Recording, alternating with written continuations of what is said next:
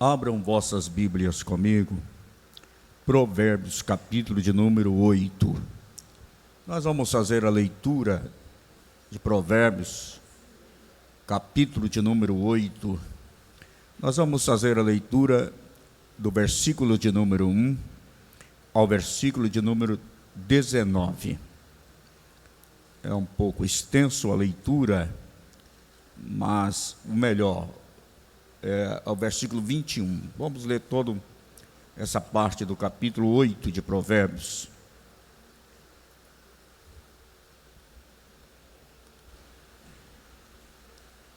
Eu vou ler o versículo ímpar e os irmãos leem o versículo par, até o versículo de número 21.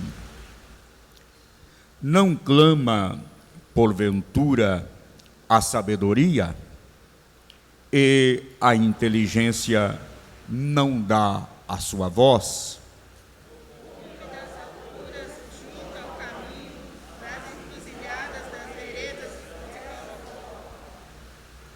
Da banda das portas da cidade, a entrada da cidade, e a entrada das portas está clamando. A vós, homens, clamo, e a minha voz se dirige aos filhos dos homens. Entendei, ó simples, a prudência, e vós, loucos, entendei de coração. Coisas excelentes, os meus lábios se abrirão para a equidade. Porque a minha boca proferirá a verdade, os meus lábios abominam a impiedade. Em justiça são todas as palavras da minha boca, não há nelas nenhuma coisa tortuosa nem perversa. Todas elas são retas, para o que bem as entende, e justas para os que acham o conhecimento. Secai a minha correção e não a prata, e o conhecimento mais do que o ouro fino escolhido. Porque melhor é a sabedoria do que os rubins, e de tudo o que se deseja, nada se pode comprar com ela. Eu da sabedoria habito com a prudência, e acho a ciência dos conselhos. O temor do Senhor é aborrecer o mal, a soberba e a arrogância e o mau caminho, e a boca perversa aborreço.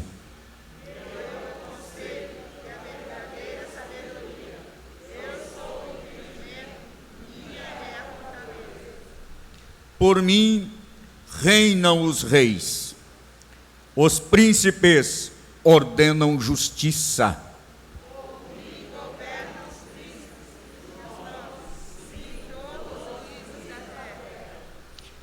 Eu amo os que me amam, e os que de madrugada me buscam me acharão.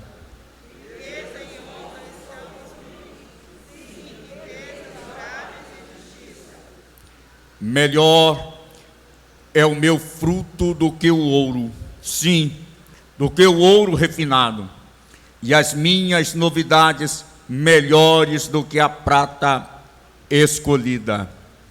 Faço andar pelo caminho da justiça, no meio das veredas do juízo. Para fazer herdar bens permanentes aos que me amam e encher os seus tesouros. Amém. Podeis vos assentar. Meus amados irmãos, eu quero, em toda a leitura, que é maravilhosa, destacar, antes de começar a ministração, o versículo de número 10, da leitura a qual acabamos de fazer. Versículo de número 10, está escrito assim: aceitai a minha correção, e não a prata, e o conhecimento mais do que o ouro fino escolhido. O conhecimento, ele tem um valor incalculável, um valor ímpar, o conhecimento. Por isso, irmãos, e principalmente o conhecimento de Deus, conhecimento sobre Deus. É preciso conhecer Deus, é preciso investigar para crescer no conhecimento sobre Deus. Esse texto aqui é um texto que tem uma conotação profética. Quando ele fala da pessoa de Jesus, se lermos, quando começarmos a ler, fazer uma reflexão, os irmãos vão entender que Jesus, ele pregou nas encruzilhadas, nas praças, nas ruas, na porta da cidade. Jesus expôs a revelação divina, revelação de Deus aos homens, coisas que a mente humana jamais imaginou em alcançar. Jesus trouxe e expôs de forma clara alcance da compreensão da mente de todos os homens. E aqui é representado a sabedoria como a pessoa bendita do Senhor Jesus. É preciso conhecer Deus. Como eu posso conhecer Deus? Uma das maneiras, digamos, mais fáceis de conhecer Deus é quando conhece Jesus. Ele é a maior revelação de Deus aos homens. Através do conhecimento de Jesus, você chega até a Deus. Por isso é preciso empenhar, buscar o conhecimento através da palavra de Deus. Quando eu observo que as Sagradas Escrituras nos fala Deus através da revelação, ele sempre motivou o seu povo a buscar o conhecimento da sua pessoa. Lá no Antigo Testamento, Deus deu uma instrução a Moisés que ele deveria instruir o povo hebreu, que na casa de todo hebreu eles deveriam escrever os textos sobre os umbrais das portas, na saída da casa, na entrada da casa. E além disso, eles deveriam ter os filactérios, que é uma porção de fita de texto escritas com textos na mão, na barra das vestes, porque eles teriam sempre diante dos olhos deles as Escrituras Sagradas, para jamais desviarem dela. As crianças hebreias, desde a infância, elas eram instruídas no Torá, a Bíblia, digamos assim, do Antigo Testamento, e principalmente o Pentateuco, que é os primeiros 5 livros da Bíblia.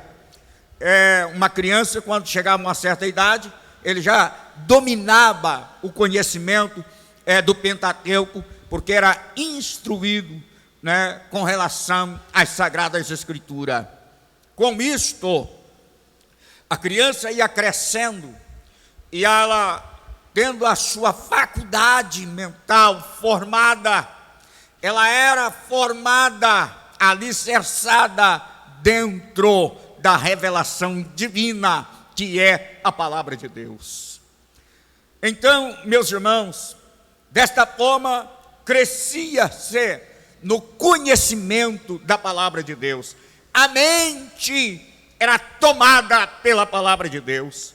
A mente, ela era fortalecida pela revelação da palavra de Deus desde criança. A criança ia crescendo e a sua formação, a faculdade mental, ela ia tomando uma forma com base nos padrões das Sagradas Escrituras. Então, os pais eram orientados a falar da palavra de Deus, andando pelo caminho, no campo, para onde eles fossem, eles deveriam sempre falar da palavra de Deus para os filhos. Hoje nós vemos que a mente das nossas crianças, de uma certa forma, elas estão vazias da palavra de Deus. Nossas crianças sabem muito sobre os personagens dos filmes, das novelas, das minisséries, das séries, né? Mas sabe pouco sobre Deus, sabe pouco das Escrituras Sagradas. Isso é um mal terrível para a família. Isso é um problema muito sério para a família cristã. É uma família que, de uma certa forma, ela está tomando uma forma fragilizada por estar distante do conhecimento da palavra de Deus. Eu gostaria de destacar a preocupação de Deus, que ela é revelada através dos profetas. Como assim, pastor? Deus, ele se revela a sua vontade. Como eu posso conhecer a vontade de Deus? Ela é revelada através das profecias bíblicas, os profetas, os sacerdotes, os ensinos. Revela a vontade de Deus, o querer de Deus para a nossa vida. E uma das preocupações de Deus, a revelar através da palavra profética, dos ensinos dos profetas, nós podemos ver o que a palavra do Senhor nos fala no livro de Oséias, capítulo de número 6. Ou melhor, vamos ler primeiro capítulo 4 e o versículo 6. Capítulo 4 de Oséias, e o versículo de número 6, isso é importante, viu? Você entender e não ler somente uma vez, mas ler sempre, não só este texto, mas em outra hora, o contexto, aquilo que vem antes e depois deste texto, para ter uma compreensão mais clara do que isto quer dizer. Deus está falando através do profeta Oséias. O meu povo. Povo de quem? Povo de quem? Povo de Deus. O meu povo foi destruído. E a razão deste povo de Deus ser destruído. Por que que este povo foi destruído? Porque lhe faltou conhecimento. Por causa disso, irmãos, temos preocupação de ensinar a Bíblia, ensinar a palavra de Deus. Eu gosto do avivamento, eu gosto daqueles cultos pentecostal agitado, eu gosto, mas jamais nós podemos trocar um culto de ensino da palavra de Deus por qualquer outro culto, porque este culto te alimenta. Este culto te leva a aprofundar no conhecimento da palavra de Deus. Ele faz com que você vai adquirindo uma estrutura espiritual, resistência espiritual, porque você passa a conhecer Deus. E através do conhecimento, você tem proteção, você tem garantia, você tem certeza que você está andando na vontade de Deus, fazendo a vontade de Deus. Você conhece o que é que Deus quer para a sua vida. É através do conhecimento. aí a razão aquele povo fora destruído é porque lhe faltou o conhecimento. Eles rejeitaram o conhecimento. Não quero saber da palavra de Deus, rejeitam a palavra de Deus. Às vezes a gente fica triste, porque existe esta preocupação, e a gente sabe, tem o conhecimento, que um crente sem a palavra de Deus, uma pessoa que não se preocupa com a palavra de Deus, ele realmente está vulnerável aos ataques, aos ventos de doutrina, viu? A sucumbir diante de aflições de luta, porque ele está desprovido de qualquer recurso que dá condições a ele de permanecer de pé diante das aflições da vida. É preciso a palavra de Deus, a revelação de Deus. Há muitas pessoas enganadas. É uma preocupação muito grande para um líder que ele está com a responsabilidade da condução de uma igreja que não é dele, é de Deus. A igreja é propriedade de Deus. E enganá-la, não ensinando a palavra de Deus, não ensinando, expondo com clareza os princípios sagrados das Escrituras. Veja bem a complementação do texto, como é sério isso aqui.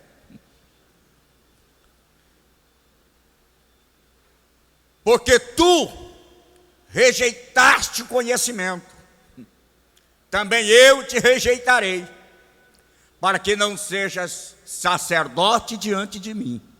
Rejeita a palavra, Deus o rejeita. Quantos sacerdotes foram rejeitados por Deus? E o pior, que às vezes tem coisas, alguns pontos na Bíblia que você precisa estudar e aprofundar neles. Só vou passar aqui, não vou destacar muito, porque não é o meu propósito, mas nós estamos na leitura. Diz assim: te rejeitarei para que não sejas sacerdote diante de mim, visto que te esqueceste da lei do teu Deus, também eu me esquecerei de ti, e mais dos teus filhos. A responsabilidade, parece que não. Só vou te lembrar um fato que Deus disse com relação a Abraão e com relação a Isaac. Sabe? Deus falou com Abraão dizendo o seguinte: eu sei que você vai ordenar a sua casa depois de ti. Abraão teve o cuidado de que separou todos os demais filhos que ele tinha, mandou embora para o Oriente, porque Abraão já sabia. Mandou todo mundo lá para o extremo do Oriente, para o Oriente, e separou todo mundo de Isaac e disse: olha, Isaac tem que seguir o meu caminho. Ele não vai seguir caminho da minha família e nem dos seus tios, dos seus parentes. Por causa disso tem essa briga aí no Oriente até hoje contra Israel. Deus disse: eu sei que Abraão há de ordenar a sua casa depois dele. É de responsabilidade transmitir conhecimento. E esse conhecimento, ele precisa ser transmitido, não é só na igreja, na escola bíblica dominical, ele precisa ser transmitido em casa. Irmãos, o altar da nossa casa, ele precisa estar um altar intacto. Na nossa casa, Deus precisa estar presente. A palavra de Deus precisa ter prioridade em nossa casa. Quantas vezes a nossa casa fica vazia da palavra de Deus? Não se faz uma leitura bíblica durante o dia, não se lê a Bíblia durante a semana, não se ora durante o dia, aquela oração minúscula, que dobra o joelho na hora que deita, meio minuto já orou tudo que tinha que orar, e quando levanta, diz: Deus, muito obrigado, estou indo trabalhar. Pronto. E às vezes nem na igreja, porque quando chega aqui já chega atrasado, dobra o joelho, não ora nem um minuto, já está sentado para participar do culto. É aquela vida corrida. E o devocional, que alimenta, que fortalece a fé, que vai estreitando o relacionamento com Deus, ele vai cada dia esfriando. É preciso despertar e reconstruir este altar da comunhão com Deus, mediante o estudo da palavra, a oração, a consagração diante deste Deus vivo e poderoso, porque é só assim nós, como igreja, como família, como crentes individuais, podemos vencer as aflições da vida. Caso contrário, sofreremos as consequências. Por causa disso, aqui fala: o meu povo foi destruído porque lhe faltou conhecimento. Mas aonde você encontra conhecimento, não o rejeite. Abra o seu coração, aplica-o na sua vida, coloca em prática. Vamos lá no capítulo 6 e 3, o mesmo livro. Deus está mostrando aqui, Deus está falando que a necessidade do conhecimento. Oséias 6 e 3, conheçamos. O conhecimento, ele é progressivo. Você não conhece tudo de uma vez, não. Cada dia você vai adquirindo conhecimento. Cada tempo a sua mente vai abrindo, a luz divina vai acendendo e você vai crescendo no conhecimento. Quem tem desejo, quem tem propósito, quem almeja adquirir conhecimento sobre Deus e a sua palavra, Deus sai ao seu encontro. Como Deus sai ao seu encontro? O profeta diz assim: conheçamos, prossigamos em conhecer ao Senhor. Como a alva será a sua saída, e Ele a nós virá. E Ele vem, não vem com espada, não vem com juízo, Ele não vem com castigo, Ele vem com bênção. À medida que você desperta o desejo no coração e empenha por Ele para alcançar o conhecimento sobre Deus, da sua palavra, Deus, Ele vem ao seu encontro. Deus começa a vir com a revelação paulatinamente. Deus começa a vir, Ele começa a clarear a sua mente. Ele deixa que a luz divina comece a iluminar, e você vai crescendo no conhecimento sobre Deus, e a sua vida vai sendo abençoada. Deus vem como chuva serôdia, que rega a terra. A terra, que é o seu coração, a sua mente, a sua vida, ela começa a ser regada pela graça, pela bondade, a misericórdia de Deus. E a sua vida, como uma terra fértil, ela começa a produzir frutos. A sua vida, ela é renovada, ela é edificada, ela é revitalizada pela glória, pela presença do Senhor. Meus amados, eu quero destacar para a igreja alguns pontos. Quando Jesus, no seu ministério, ele fala algo interessante. Gostaria que os irmãos observassem comigo a leitura. Vamos lá. Um versículo muito conhecido. João, Evangelho de João, capítulo 8, versículo de número 32. Isso aqui nós vamos aprofundar um pouco. Talvez até vai depender de algumas terça-feiras subsequentes aqui, para entendermos de uma forma mais profunda e coordenada o que Jesus está dizendo aqui.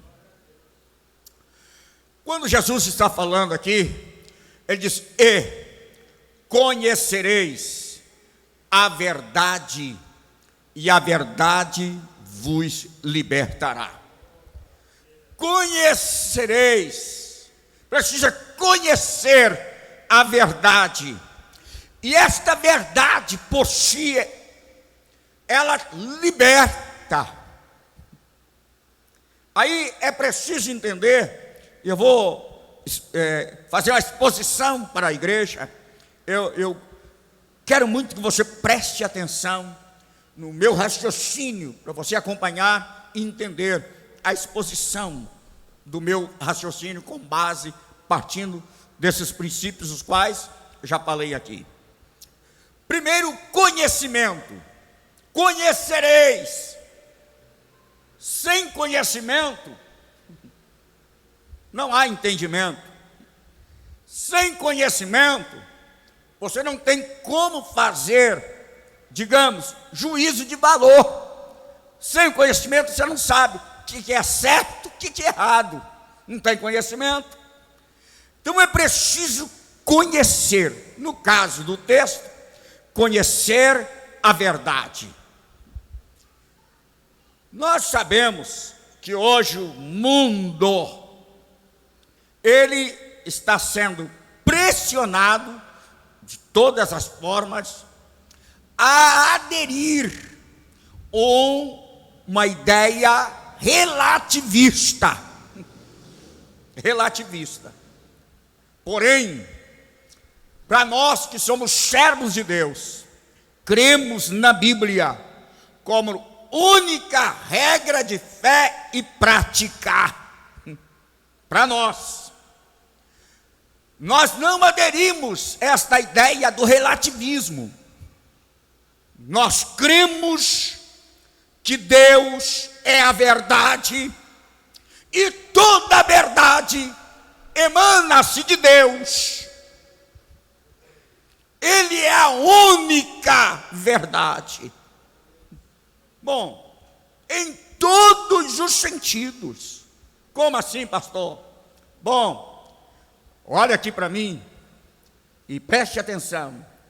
A verdade divina, ela é um padrão que ela normatiza, ou posso dizer, ela começa a dar ele começa a delinear um padrão de justiça e ética. Todo padrão de justiça, de ética, que não tem o fundamento de uma verdade absoluta, ele é fraco, ele é baixo, ele precisa estar fundamentado na verdade divina, que é Deus. Como assim, pastor? Deus, eu já disse aqui, ele revela-se a sua vontade, o seu querer, que é baseado num padrão de justiça e de ética. O padrão de justiça, ele molda a vida moral de todo ser humano. É o que muitos estão fugindo fora. Ele cria o seu próprio padrão, baseado no relativismo, porque ele acha que ele fica fora da responsabilidade da verdade divina. Ele cria a sua própria verdade, a sua meia-verdade, uma verdade relativa. O que pode ser bom, verdade para você, não é para mim. Você faz a sua própria verdade. Mas quando você chega diante do crivo divino, ele é a verdade absoluta. O homem, ele cria um meio para fugir da responsabilidade diante do Criador, mas ninguém se escapa de Deus. Quando eu digo do padrão ético, porque o padrão ético, ele molda o padrão do relacionamento social com o próximo. Seu padrão ético, ele diz que você respeita o seu próximo, você não ultrapassa o limite de forma alguma. Então esses princípios, eles são baseados no conhecimento de Deus, na revelação de Deus. Nós dizemos numa época que esse tempo ele é caracterizado pela rebelião contra Deus. O maior desejo e a programação do mundo é tirar Deus do centro da vida humana. Querem banir Deus de toda forma, justamente por esta razão. Banindo Deus, ninguém tem responsabilidade. Cada um faz o que quer e não tem que prestar conta a ninguém.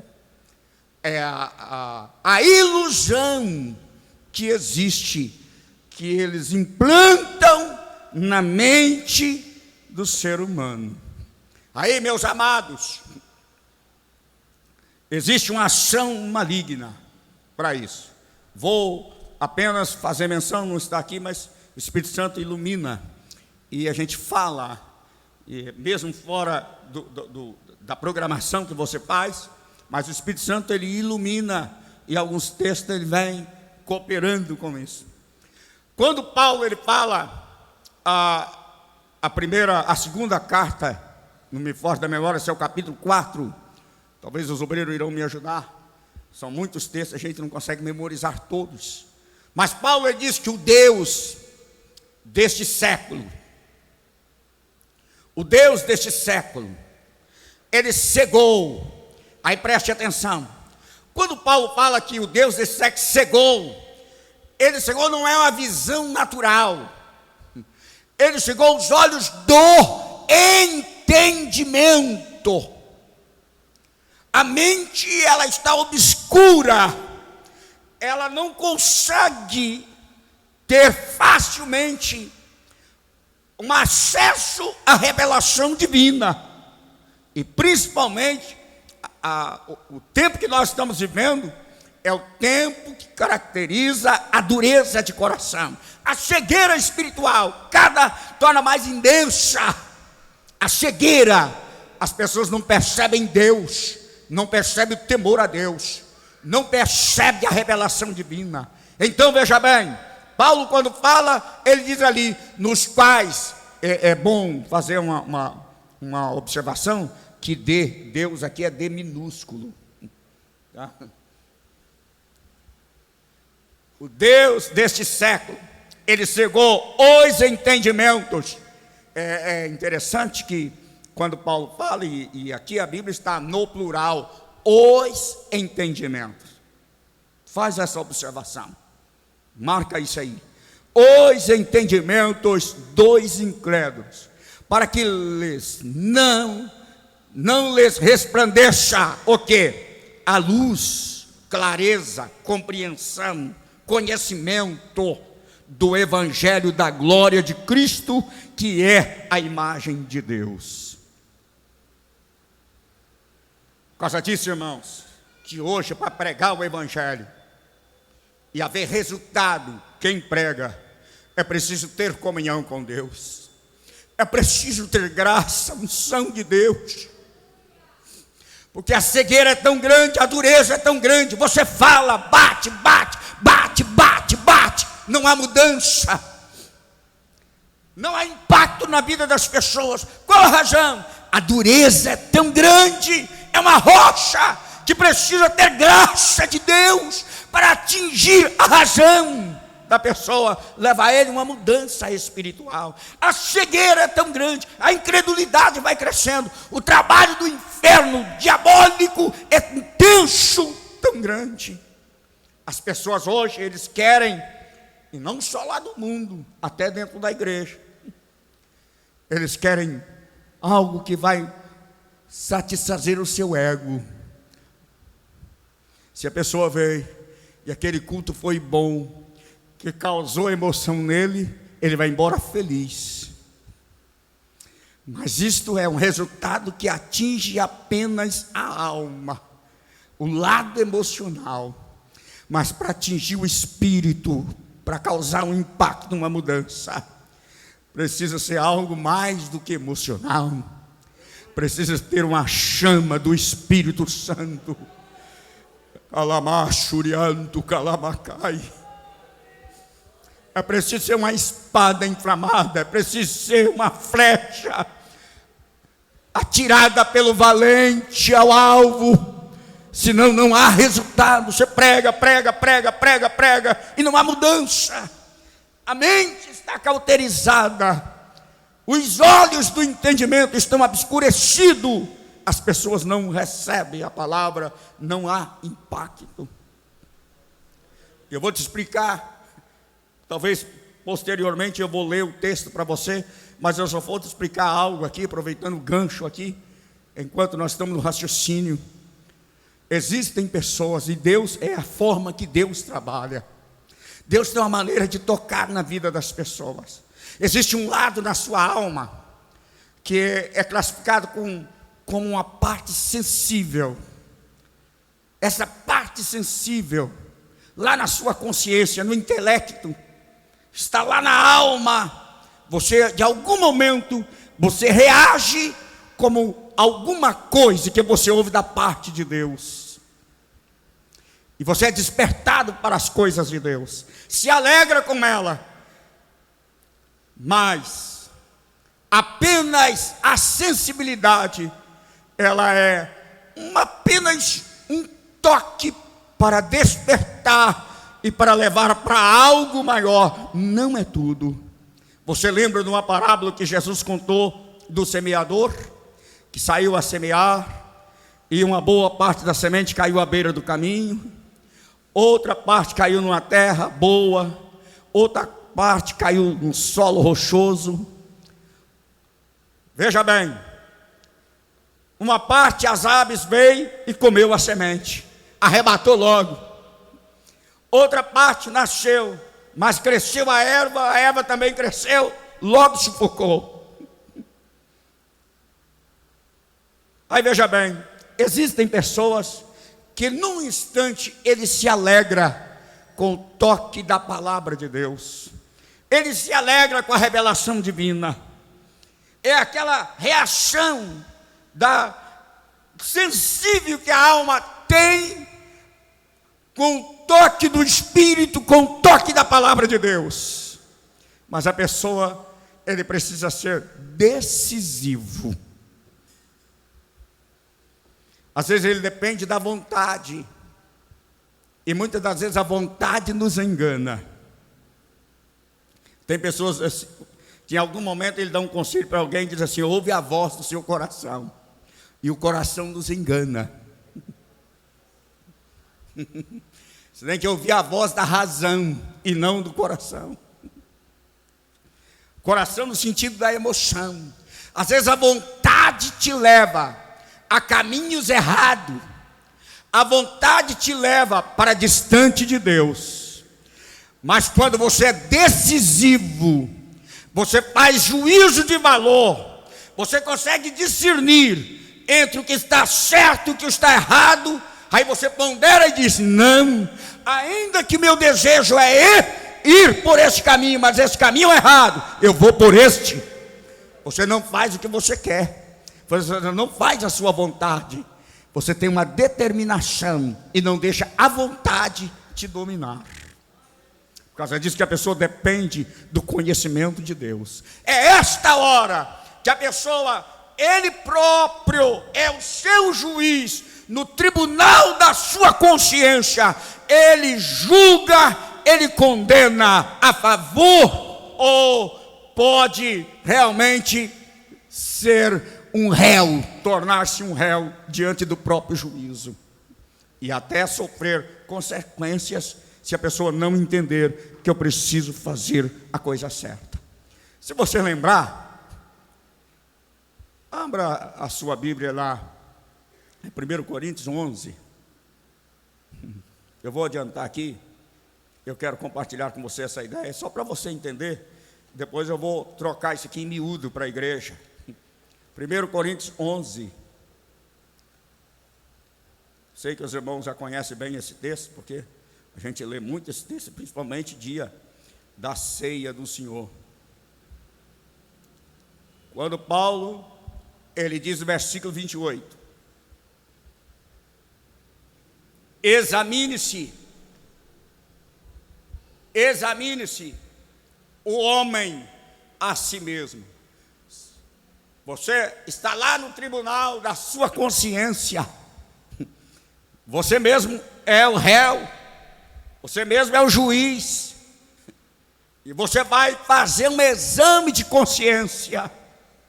E na hora, pela consciência, em outros sentidos, como Paulo diz, os sentidos foram cegos. Se os olhos dele foram abertos, em algum canto da alma, você vai ser absolvido ou vai ser condenado. Lá você vai ouvir uma voz: bravo, você está digno, você é capaz, você pode participar. Mas em algum momento vai ecoar uma voz e dizer: você tem coragem de pegar? Você tem coragem de participar? Por causa disso, examine-se o homem a si mesmo. É um autoexame da consciência que te aprova ou reprova através dos seus atos. Aí nós aprendemos, pelo conhecimento que nós vamos adquirindo da revelação da palavra de Deus, nós vamos recebendo uma compreensão de Deus, da sua vontade, da sua palavra, e por este conhecimento nós somos influenciados, eu vou usar esse termo, pelo poder do Espírito, para andar num caminho correto, num caminho certo, num caminho santo, num caminho que glorifica a Deus. Esta é a razão que nos diz que por falta de conhecimento o povo foi destruído. Bom, conhecimento é a capacidade humana, primeiro, de entender. Tem pessoas que falam: eu não entendo. Por que, Deus? Eu não entendo. Mas quando a pessoa começa e dá os primeiros passos para adquirir o conhecimento, ele adquire a capacidade de entender, de aprender, de compreender as coisas, e além disso, ele pode ser aplicado, criado, experimentando o novo. A pessoa, ele começa a experimentar coisas novas, porque o conhecimento, ele traz luz para a sua vida. Ele descortina as vertentes na sua vida que você jamais imaginou que existia. Por causa disso, que o conhecimento, ele tem um valor enorme, muito grande. As pessoas, de modo geral, e principalmente conhecimento bíblico sobre Deus, precisa do conhecimento.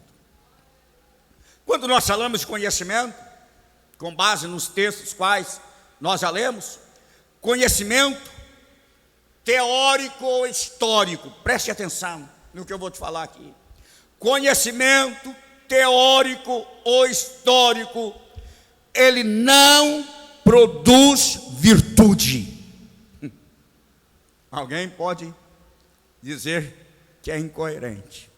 Há muitos doutores, há muitos mestres em ciência, mas são pessoas brutas, pessoas imorais, pessoas que a sua consciência, o seu ser é mergulhado numa podridão terrível.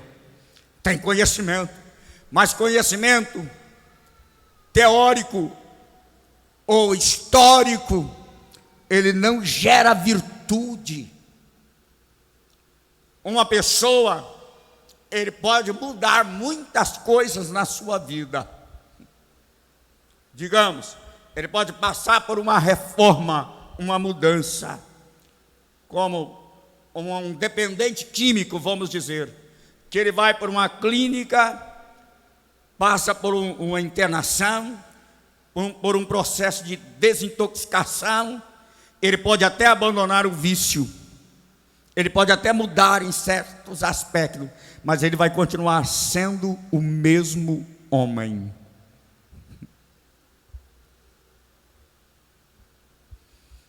Para mudar, ele precisa passar por um processo chamado de novo nascimento, regeneração, de libertação. Isto só o poder de Deus faz na vida do homem. A única coisa que tem o poder de fazer do homem uma nova criatura é Cristo, é o poder do Evangelho. Reformas, mudanças, o homem continua sendo velho. Você pode pegar um carro todo furado de maresia, todo estragado, você vai na oficina, manda reformar, pinta, ele sai de lá novo, mas o seu interior é velho, continua a mesma coisa. Só a máscara. Quando você arranca a tinta, você encontra massa, pedaço de lata, bombril, enche tudo ali, passa a massa, está novinho, mas com pouco tempo está rompendo novamente a maresia. Porque apenas é uma reforma. Deus não te reforma. Deus, ele faz de você um novo homem, uma nova mulher. Deus muda a natureza do homem. Alamachurianto calamacai. Deus opera uma mudança lá no fundo, lá na consciência, lá no centro da vida. Deus começa a mudar. Você pode levantar a sua mão e glorificar a Deus pela mudança que Ele já fez na sua vida, e Ele ainda está no processo mudando. Quantos ainda querem mais mudança? Eu quero mais mudança na minha vida. Você quer mudança? Diga para Deus: Deus, eu quero mudança na minha vida, gerada pelo poder do Espírito Santo. Esta mudança, ela ocorre através do conhecimento. Veja bem, quando nós adquirimos o conhecimento com base bíblica, na exposição, como eu estou fazendo aqui, o conhecimento de Deus, revelado pela palavra de Deus, esse conhecimento sobre Deus, ele revela a pessoa de Cristo. Conhecimento de Deus, ele aponta para a pessoa de Cristo. O que é Cristo? Cristo, ele é o poder de Deus.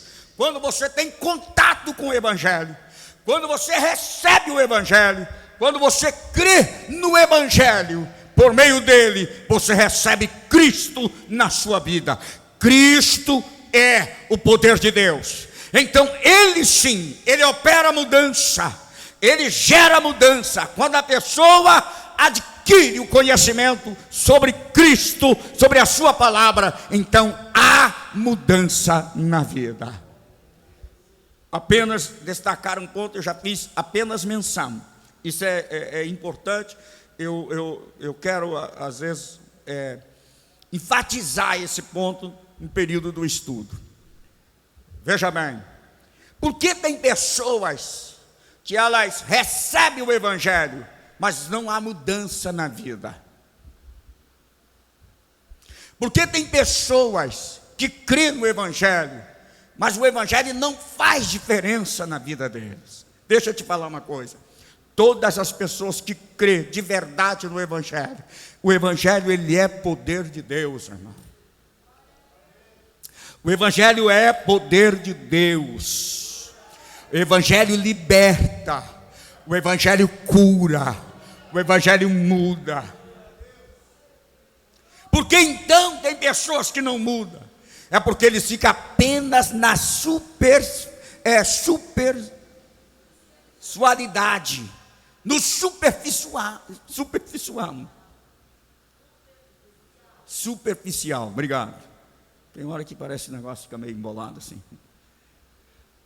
Não, o Evangelho não vai profundo. Você vai entender isso ao decorrer do estudo. Ele apenas fica naquela área da emocional, se alegra, mas aquilo não profunda.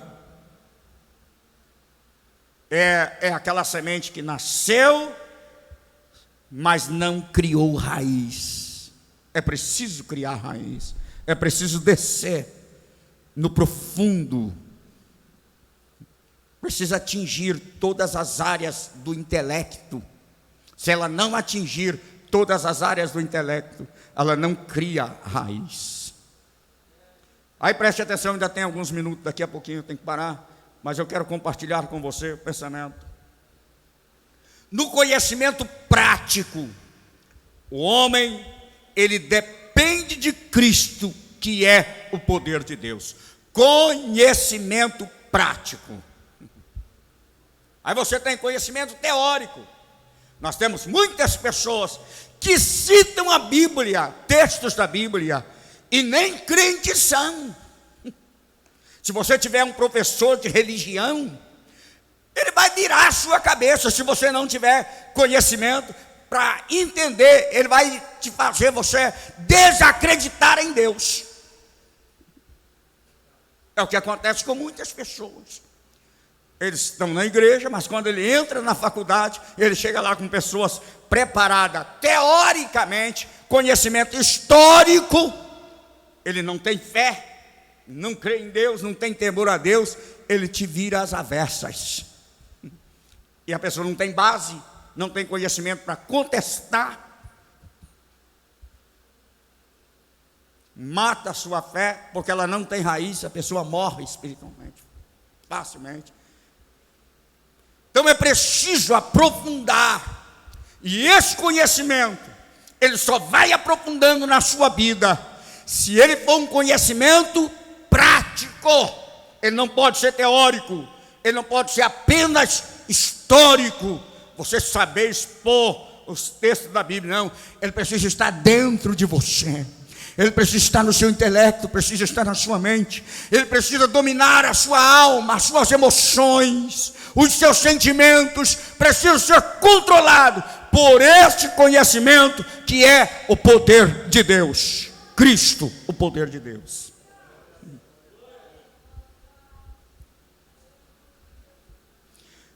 Uma pessoa, quando ele toma uma decisão, porque trabalha na alma, na sua mente, emoção, sentimentos, o que trabalha a vontade. Eu já disse e repito, a vontade, ela se manifesta, mas a vontade depende de uma coisa. Deus dotou o homem de uma faculdade, e o homem tem uma faculdade, ele tem o poder da decisão. Não é a vontade que decide. Você tem o poder da decisão. É você quem faz a escolha. A vontade pode te dizer, vai para a direita. Mas você analisa, entende, lá na frente tem um grande perigo. O caminho é atrativo, o caminho é atraente, tem propostas boas, mas lá na frente tem um grande abismo. E a vontade te atrai, é atraente, e ela te induz, vai. Mas o poder da decisão, ele diz não. E você aí é decisivo. Lá dentro tem uma voz que está dizendo, vai para a direita. Mas tem o poder de Deus está atuando e dominando todas as áreas do intelecto. Você não é cego mais, o Deus deste mundo não cega mais. Você tem os seus olhos abertos e você é capaz de fazer boas escolhas. A vontade está dizendo, vai para a direita, mas eu disse, não, eu vou para a esquerda, porque esse caminho é feio, esse caminho é íngreme, mas eu sei que lá no final dele, eu vou ser recompensado, algo de bom me espera lá, então eu vou para cá. A vontade foi vencida pelo poder da escolha. Deus te deu capacidade de você fazer escolha, e todo homem, ele tem em si uma escolha. Quando ele já diz assim, olha, eu não vou nem para a direita, nem vou para a esquerda, ele já escolheu ficar neutro. E na verdade não é neutralidade. Quando você escolhe a não escolher, você já escolheu não escolher. Ninguém se escapa da escolha. Todas as pessoas têm que fazer uma escolha. Diante de Deus, ninguém se escapa. Aí veja bem, vamos ler. Eu já disse aqui, né? O irmão colocou na tela. Você tem a capacidade, e essa capacidade é revelada, eu já disse aqui, pelo o autoexame que você faz de si mesmo. Você conhece a si mesmo. Você tem o poder de te conhecer e de avaliar a si mesmo. Você sabe o que é isso? Só o homem tem. Como imagem, criada à imagem e semelhança de Deus. Você tem o poder de fazer escolha. É você que escolhe. Eu já disse que você pode levantar dessa cadeira e falar assim: não sou crente mais. Abandona a Deus, é uma escolha sua. No final da história, nós sofreremos as consequências da nossa escolha.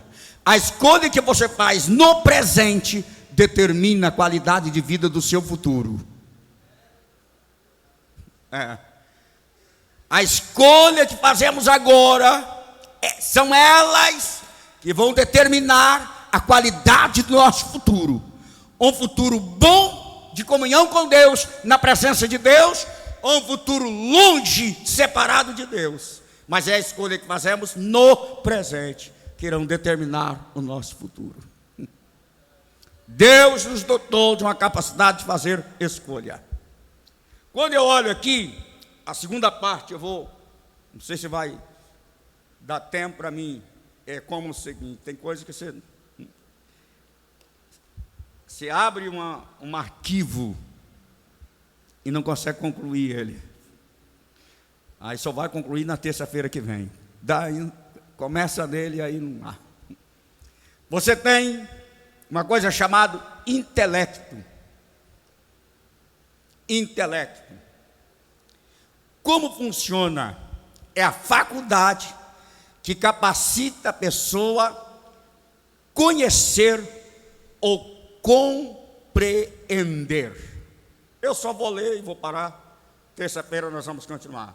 Coloca para mim na tela, por favor, 2 Coríntios 4. Nós vamos ler o versículo 4, 5 e o 6. Não sei se vai dar tempo para fazer a conclusão. Eu já vou parar aqui. 2 Coríntios capítulo 4. Eu já fiz menção, mas eu vou ler agora. 4 e o versículo 4, por favor, irmão. O 4. Isso. Eu já fiz menção, já li. Mas eu quero que os irmãos voltem aqui e façam uma reflexão comigo. Já lemos, já fizemos o comentário. Eu só quero destacar aqui o entendimento. Ou seja, os entendimentos. A faculdade que te capacita a fazer escolha. A faculdade que desperta e que te dá condições de conhecer. Por causa disso que Jesus disse assim: conhecereis o quê? Conhecereis o quê? Conhecereis a verdade. E a verdade, o que ela faz? Ela liberta. De uma certa forma, falando no total, colocando no sentido geral, o intelecto, ele é preso, dominado, ele não processa segundo os princípios de Deus. É cego, não consegue desenvolver a capacidade perceptiva de Deus. Aí a pessoa está na incredulidade ou dureza de coração. Ele não consegue desenvolver. é preciso do poder de Deus, é preciso de comunhão com Deus, é preciso da palavra de Deus, para que esse conjunto do intelecto, ele seja liberto. A mente fica presa, e a mente é tão sensível, irmão, tão sensível, que qualquer coisa aprisiona a mente. Vou só te explicar uma coisa, e depois talvez eu possa até aprofundar um pouquinho mais. Você leva um susto de madrugada. Digamos que você levanta na madrugada, e quando você chega lá na sua cozinha, você encontra alguém de repente na cozinha. Qual é a sensação que você tem? Algum mecanismo dispara, taquicardia, seu coração pum, pum, pum, parece que vai sair pela boca. A sua vontade é gritar e correr. Você não sabe quem está dentro da sua casa, de repente até um membro da família que está lá e você não sabia. Mas de repente você levou um susto. Sua mão começa a suar frio, entendeu? E aí, irmão, até você voltar ao normal, existe um conjunto de coisas que manda mensagem para o seu sistema nervoso, e ele reage desta forma, e assim vai desencadeando uma série de coisas, e às vezes nem precisa acontecer nada, só de você pensar que você vai sair de casa, e você tem que atravessar o sinal, e aí você começa a pensar: e se eu for atropelado? Se vir um carro desgovernado em cima de mim? Você já começa a tremer, suar frio, e dizer: meu Deus, eu não vou sair de casa, eu não vou, se eu sair eu vou ser atropelado, eu vou ser atropelado. Você entra em parafuso por uma questão imaginária, que não é verdade, que não é real. Deu para você entender? Às vezes desencadeia alguma coisa. A sua mente, ela fica aprisionada, ela está presa. Eu estou dizendo apenas por alguma coisa imaginária, que não é real, e muito mais de coisas que são reais. Como assim? Coisa que você vê, que você ouve, algumas coisas que você lê, porque são os sentidos que as coisas entram pela sua visão, pela sua audição, pelo seu tato, pelo seu olfato, pelo paladar. Entendeu? Parece que não, mas o seu corpo, o seu organismo, o seu sistema, ele desenvolve muitas coisas. Eu vi um comentário agora de uma pessoa que masca o chiclete, o hábito que algumas pessoas têm, entendeu? Ele aumenta o suco gástrico do seu estômago e gera enfermidades, porque o seu sistema nervoso está entendendo que você está mandando alimento, e ele precisa gerar o suco gástrico para fazer a digestão daquele alimento, mas você está enganando ele, mascando o chiclete, não está mandando nada, mas aí ele vai desenvolvendo gastrite, dor no estômago e muitas coisas, seu sistema nervoso vai ficando. Algumas pessoas que já têm uma predisposição dá até úlcera nervosa, uma coisa tão simples, porque existe um comando, todos esses sistemas. A mente, ela fica aprisionada. Aí é preciso de libertação. Mas como eu consigo a libertação? Como a libertação chega até a mim? Quando eu tenho conhecimento. Conhecereis a verdade, e a verdade nos libertará. Sem o conhecimento, eu não consigo ser liberto. Por isso, vamos lá ao versículo 5. Aí Paulo, ele diz aqui: porque não nos pregamos a nós mesmos, mas a Cristo Jesus, o Senhor, e nós mesmos somos vossos servos por amor de Jesus. A única coisa que liberta é Jesus. Por isso, porque nós não pregamos a nós mesmos, mas a mensagem ela tem que ser cristocêntrica. Cristo tem que estar no centro. É Ele que liberta, Ele é o poder, que quando você toma o conhecimento dEle, Ele liberta, Ele vai nos libertando. Deixa eu chegar aos 6 para eu parar.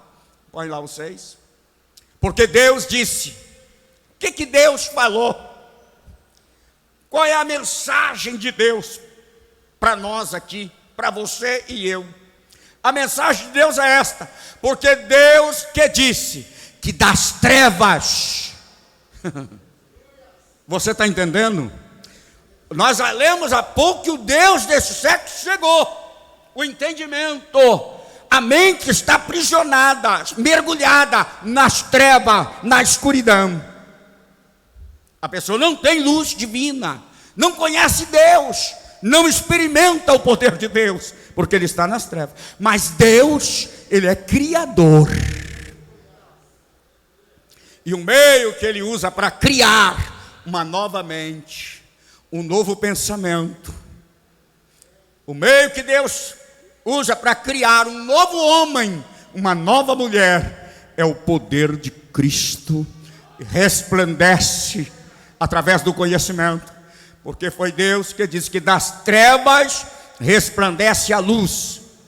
E quem resplandeceu em nossos corações para a iluminação de quê?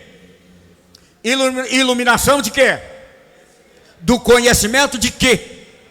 Da glória de Deus na face de Jesus Cristo. Aí veja bem, irmãos, o conhecimento histórico ou teórico, ele não gera virtude, mas o conhecimento de Deus, ele gera virtude, porque ele traz luz, ele traz libertação da mente, do intelecto, ele começa a iluminar, e quando você começa a adquirir conhecimento, as trevas vão embora. E aí esse conhecimento é um conhecimento prático. O que significa prático? Você adquire o conhecimento e torna-se um seguidor de Jesus. Pratica as obras dele, faz o que ele ensina, cumpre os seus mandamentos. Este é o conhecimento prático, porque o teórico não adianta conhecer. O prático você vivencia ele, você coloca ele em prática no relacionamento pessoal e diário da sua vida. Nisto a sua vida vai sendo abençoada. Terça-feira que vem, se Deus permitir, nós podemos continuar. Se não, com certeza estaremos lá na glória dele. Jesus pode vir buscar a sua igreja e nós vamos estar melhor do que hoje. Você crê? Amém? Deus te abençoe, te dando graça, te enchendo do Espírito, dando conhecimento da sua revelação, que a sua fé possa crescer e frutificar cada dia mais. Coloque-se de pé.